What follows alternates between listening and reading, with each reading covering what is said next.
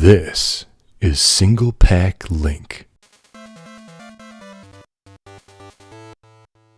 To learn more about the Gameboy Advance Single-Pak multiplayer functionality, such as how to connect compatible games with GBA link cables, be sure to check out my how-to video, link in the description. Next Generation Tennis, a tennis sim that didn't release in America, offers a Single-Pak Link multiplayer mode. And as it turns out, Droopy's Tennis isn't the only GBA tennis title to feature multiplayer from one game pack. In terms of options and features, NGT's multi-boot mode is limited and lacks significant features, but it isn't bad. It actually reminds me of classic Gameboy 1989 tennis, and if you haven't seen my video on that game's multiplayer link cable mode, I'll leave a link in the description. Like original Game Boy Tennis, you cannot select your character or court surface, so it's an even playing ground for connected players. Outside of setting the match's length, number of sets, tiebreaker, and advantage, there are no other options available. And this is a simulated tennis game, so don't expect any Mario Tennis-like power-ups either. But that's okay because the gameplay is fast and shockingly fluid. Armed with the standard shot and a lob, it's nothing complicated, so anybody can pick up and play. The menu screen says it's possible to put spin on the ball using the L and R shoulder buttons, but I couldn't tell a difference. The player also needs to aim each shot by holding the D-pad with each stroke. Hold it too much or with the delay and you'll hit the ball out of bounds. It's a nice touch as there's finesse and depth here.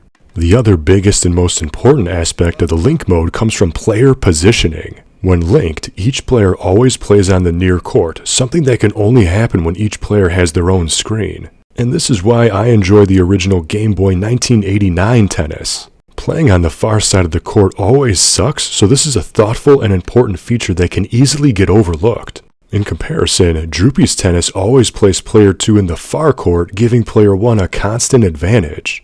There is no music, but the digitized voice samples that narrate the score is impressive coming from the mono GBA speaker.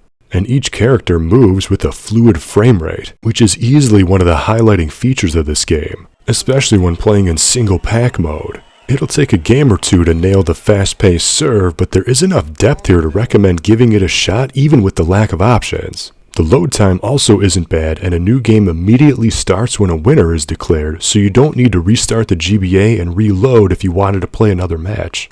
While I think Virtua Tennis is the best tennis game on GBA, that tennis game only had a multi-pack link mode. Therefore, I think I'm going to crown Next Generation Tennis as the best single-pack tennis game on GBA, beating out Droopy's Tennis, which also isn't terrible. A link to my Droopy's Tennis video will be in the description, so you can see the difference for yourself. So what do you think? Are you a fan of handheld tennis games? Do you prefer simulated tennis games or something a little more abstract like Pong? Or what about pickleball? Or squash? And now that I think about it, there's a lack of racket-based sports games in general. But let me know in the comments. And if you like this single-pack link coverage, be sure to check out my entire one-cartridge GBA playlist right here on my channel. Until next time, thank you for watching and game on.